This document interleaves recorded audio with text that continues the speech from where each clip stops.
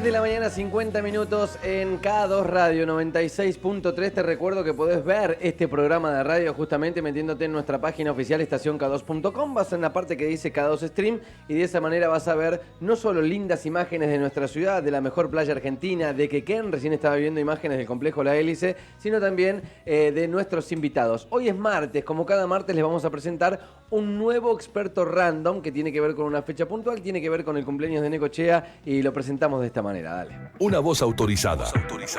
Una charla que tenés que escuchar. Entrevista en segundos afuera. Estás en K2 96.3. Siempre es lindo compartir un rato de charla con el señor Alejandro Andersen, profesor de historia, historiador y parte del archivo histórico de la memoria de la Municipalidad de Necochea. ¿Cómo andas, Alejandro? ¿Todo bien? Hola, muy bien, buenos días. Lo de experto vamos a ponerlo un poquito... Para nosotros sos un Claro, experto y ahora le vamos a contar a la gente por qué sos un experto. Bueno. A ver, porque queremos salir de esto de la charla de café, de la materia de opinólogos, Bien. y vamos a ir a las fuentes, al hombre que reconstruye un poco la historia de la ciudad de Necochea. Y antes de hablar del aniversario y de la charla propiamente del día de hoy, qué difícil la tarea de reconstruir un poco la historia de los pueblos.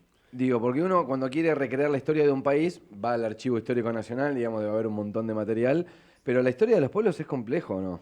Es inacabable porque además también tenemos que ir al Archivo General de la Nación Sí. o a los archivos de la Provincia de Buenos Aires porque los documentos más importantes no están en el pueblo. Y en general Claro. ni siquiera fueron generados en el pueblo. Entonces, eso podemos verlo en los últimos 50 o 80 años. Sí. Pero para buscar el principio de las cosas, tampoco lo encontramos acá. Así que no queda otra que viajar y revolver archivos enormes.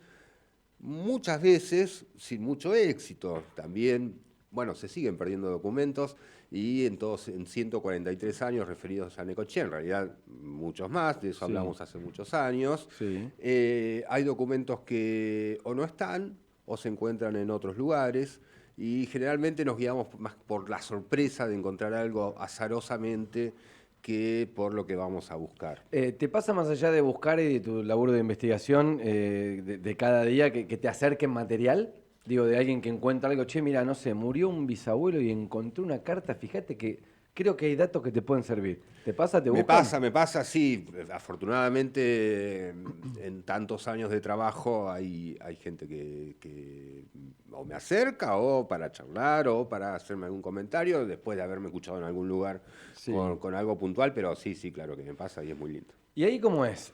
¿Tenés que rechequear la información que te pasan? Porque digo, si no hay algo palpable, no sé, por ejemplo, te dicen, che, mira, mi tío estuvo en tal lado y me comentó, o sea, viene un cuento familiar que no sé, que en Necochea se criaban bueyes y no vacas. Y, ¿cómo haces para comprobarlo? Sí, se chequea, por supuesto. A veces los relatos que llegan oralmente nos pasa a nosotros mismos. La memoria es bastante tramposa. Con nuestra propia vida. Si uno recuerda lo que hizo hace 30 años, un poquito entre la trampa de la memoria y uno que tiene ganas de quedar un poco mejor Como que parado. va decorando el cumpleaños, ¿no? Digamos, cuando uno cuenta y repite la historia, la misma Sí, anécdota, es como que claro. uno la va decorando cada vez más para que quede más linda. Bien, eso lo hacemos con la historia personal, imagínate con la historia de un pueblo. La información se chequea y cuando no hay oportunidad de chequearla, porque no se encuentra la prueba, Sí. bueno, se utiliza haciendo las aclaraciones del caso. Cuando vas al archivo de la Nación, como me comentabas, o al de la provincia, y decís Necochea, ¿hay mucho material o es escaso? Es bastante escaso. Hay otros pueblos más afortunados en eso. Y no tiene que ver Y- con no sé, digo, demográficamente, digo, Mar del Plata debe haber más. No, No, porque no en tiene que ver con general eso. hay mucha más información de otras zonas más cercanas a la ciudad de Buenos Aires. Dolores, Chascomús. Ok. O lugares que fueron importantes en su momento. Mar del Plata no era importante hace 150 años, pero sí Bahía Blanca.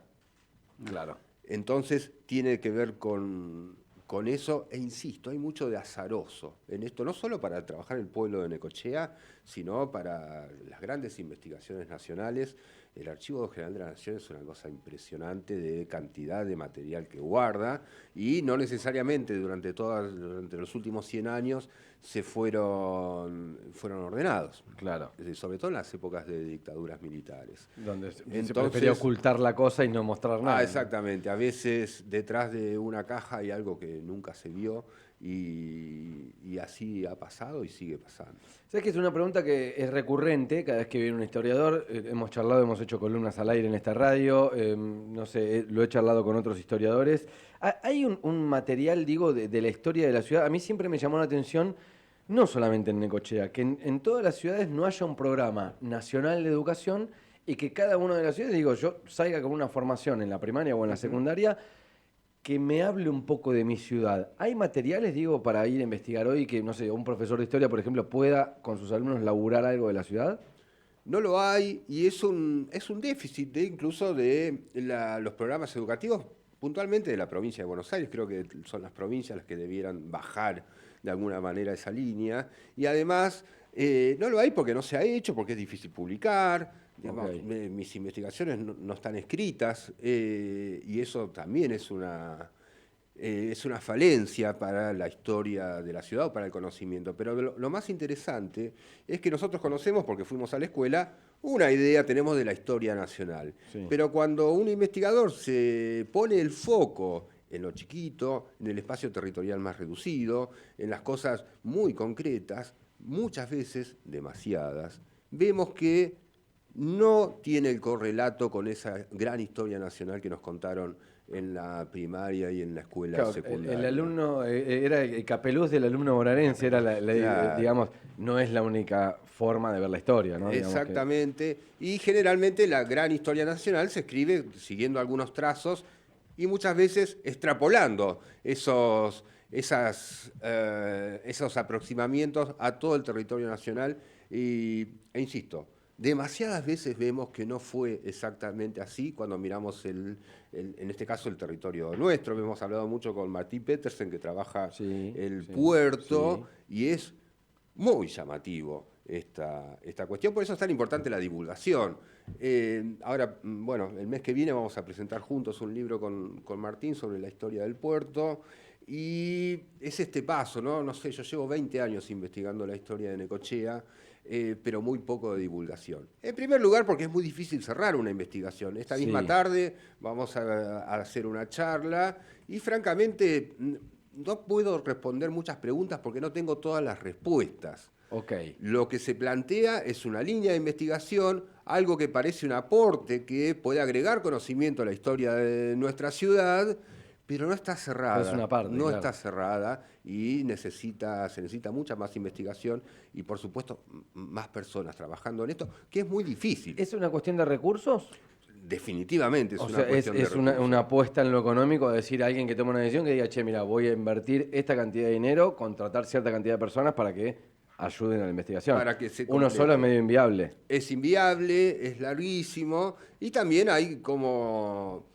tiene que ser una cuestión de una definición de una política de Estado, en este caso de Estado municipal. Claro, también atravesamos tiempos donde los recursos de los estados municipales tienen otras urgencias y a veces también es difícil lograr, yo creo que he fallado en explicarlo en todos estos años, que es poder explicar de verdad la profundidad y el aporte que hace el conocimiento histórico de nuestro propio pueblo para el presente, porque en definitiva, si no, no sirve de nada. Digamos, hablar del pasado solo tiene sentido si lo entendemos en clave presente. Claro, existen muchas frases de Facebook que hoy republicamos, es conocer el pasado para entender el presente, es un poco eso, ¿o no? Sí, pero también... Parece una frase de autoayuda, pero no, es tratar de entender la idiosincrasia que tenemos como pueblo también. No solo para entendernos, sino para tomar decisiones a futuro.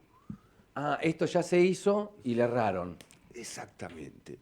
Y ojo, se ve mucho la repetición de errores. Por desconocimiento. Por desconocimiento, totalmente.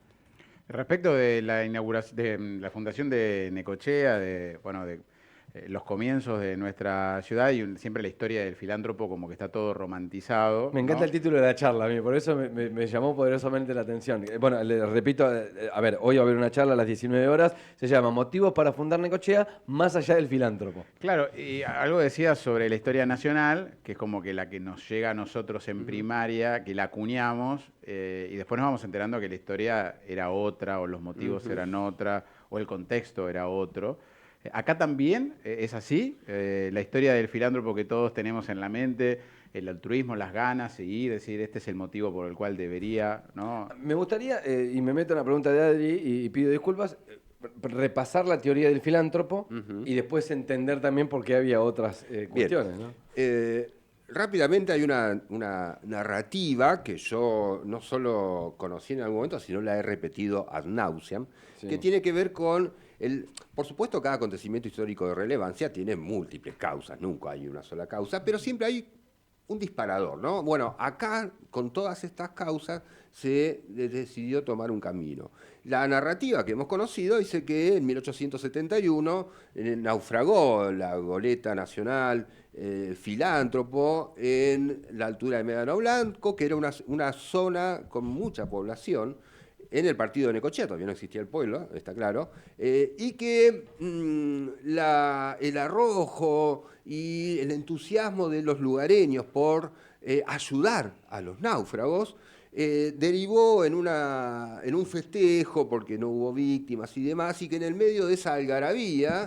Como suele suceder en muchas cosas, que me parece que cena de por medio, unas empanadas, dos vinos, y dijimos vamos a fundar un club. Claro. Exactamente, tal cual. Bueno, se habló de la importancia de que existiera un pueblo cabecera de ese partido para estar siempre cerca y con las posibilidades de rescatar a cualquier náufrago del mundo. A mí me encanta. Es muy romántico, muy bonito todo. Me encanta. Y muchas veces he dicho esto de que qué lindo ser necochense, porque el necochense nace para salvar a cualquier náufrago en cualquier momento y en cualquier lugar. Qué buen principio. Me parece fantástico. Pero lo que sucedió es que yo un día también, azarosamente, encuentro en el archivo histórico de la provincia de Buenos Aires un expediente que justamente con otro nombre, no estaba muy claro, es el expediente del filántropo. ¿Por qué hay un expediente? Porque el armador del buque hace una presentación para cobrar el seguro.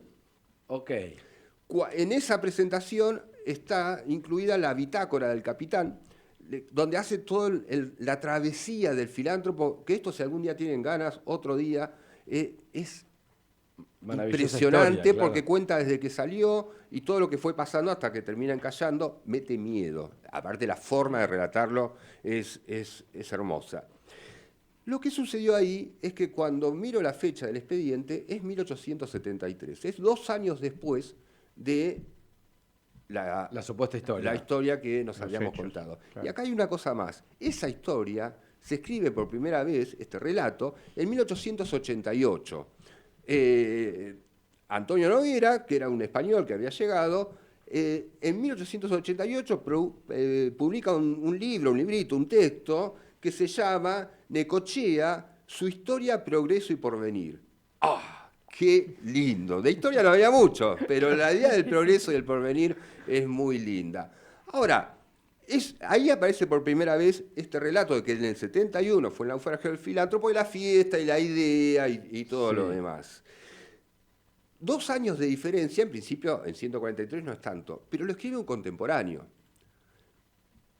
Y esos 2 años de diferencia generan una incongruencia, un error, bueno, pero están ahí, lo estaban viviendo. Claro, uno puede errar investigando, pero estando ahí. Estando ahí, entonces lo que yo pensé, de puro malo, porque justo ese día estaba malo, es, acá me están escondiendo algo. Esa narrativa que se construye, entiendo que hay una intención de inaugurar un mito fundador, que, claro, insisto, me encanta. Esto no se trata de descartar el mito fundador, sí de cuestionarlo, porque a veces cuando cuestionamos después llegamos a las mismas conclusiones, claro, pero es importante revisarlo. Y encontré otras cosas que estaban pasando en ese año 1871, que tenía que ver con un conflicto entre los lugareños de ese lugar que ojo, era gente importante, gente hacendada, que Los dueños de las progresaba. tierras. Los dueños de las vacas, pero no de las tierras, porque el Ah. dueño de las tierras era Eustoquio Díaz Vélez hijo, que justamente con sus dos hermanas está haciendo la sucesión de 130.000 hectáreas, que no es poca cosa, era uno de los más grandes terratenientes de la provincia de Buenos Aires. Los herederos de Díaz Vélez no estaban acá, no, estaban pasándola muy bien. Y cuando se divide esas 130.000 hectáreas en tres partes, la parte que le toca a Eustoquio hijo es donde más población había, más habitantes había que trabajaban, que explotaban la tierra y demás, que era por la zona de Medano Blanco justamente. El tipo se enoja y pide el desalojo de todo eso. Hay un poco de spoiler acá, me voy a calmar. Sí, entiendo que, claro, está contando un poco la charla Me de voy a que calmar, van a- claro. No, pero es interesante siempre Bueno. ir a escucharte. En definitiva, y esos personajes o esas personas que aparecen muy protagonistas en la narrativa del filántropo son justamente los mismos que protagonizan este conflicto. Ok. Entonces, más allá del filántropo, había otras cosas que estaban pasando. El filántropo naufragó efectivamente, toda su tripulación salvó su vida, requirieron la ayuda, por supuesto. El festejo habrá estado. El festejo, sin duda, pero además, el proceso fundacional empieza en 1871 y demora 10 años, con avances, retrocesos. ¿Por qué 10 años si todo era para salvar a un náufrago? Tiene que haber algo ahí abajo, un conflicto, Alguien está trabando algo, un claro. encuentro de intereses. Díaz Vélez era una persona muy poderosa, muy influyente y con muchas influencias. Entonces, acá hay una cuestión también que viene de antes, que es la política de las tierras y las tierras de la política. Todo aparece cruzado e insisto, no tengo la respuesta.